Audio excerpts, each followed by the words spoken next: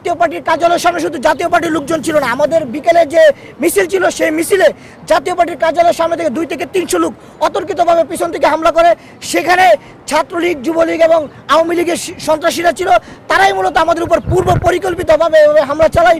পরবর্তী আবারও বলছি, উনি গতকালকে রাতে সেন্সলেস ছিল, এখন ওনার জ্ঞান কিছুটা ফিরেছে, কিন্তু ডাক্তার যেটি জানিয়েছে তিনি এখনও সংক্রমুক্ত নয়, যেহেতু তার মস্তিষ্কে রক্তক্ষরণ হয়েছিল, নাক ফেটে গিয়েছে, চোখে আঘাত পেয়েছে। আমরা তার পরিবারের পক্ষ থেকে এবং দলের পক্ষ থেকে দোয়া চাই। ধন্যবাদ সবাই। দুটো বিষয়, প্রথমত হচ্ছে একজন জানতে চেয়েছেন কোনো ধরনের অপারেশন, এখন পর্যন্ত কোনো ধরনের অপারেশন লাগেনি, যেহেতু উনি সেন্সলেস ছিলেন, এখন কিছুটা জ্ঞান ফিরেছে। অপারেশনের বিষয়টা এখন পর্যন্ত চিকিৎসক বা হাসপাতাল কর্তৃপক্ষ কিছু জানেনি। আরেকটি বিষয় হচ্ছে, আপনারা দেখেছেন যে সেনাবাহিনী এবং পুলিশের সাথে লাল টি শার্ট পরা, খয়েরি কালার টি শার্ট পরা একজন ব্যক্তি আমরা দেখেছি যে লাঠিচার্জ করে আমাদের একজন নেতাকে বেধড়ক পিটিয়েছে। ওনার বিষয়ে পুলিশ প্রশাসনের পক্ষ থেকে আমরা বিভিন্ন সূত্রে জানতে পেরেছি উনি পুলিশ প্রশাসনের কেউ না।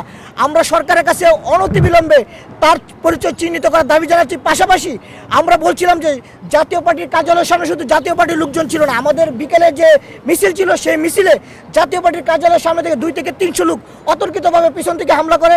সেখানে ছাত্রলীগ, যুবলীগ এবং আওয়ামী লীগের সন্ত্রাসীরা ছিল, তারাই মূলত আমাদের উপর পূর্ব পরিকল্পিতভাবে হামলা চালায়। পরবর্তীতে আমাদের নূর এবং আমাদের অন্যান্য নেতাকর্মীদের উপর আমাদের দলীয় কার্যালয়ে সেখানে জাতীয় পার্টির নেতাকর্মী ছিল না কিংবা অন্যান্য কোনো নেতাকর্মী ছিল না, সেখানে পুলিশ, সেনাবাহিনী আপনারা দেখেছেন কীভাবে লাঠিচার্জ করে।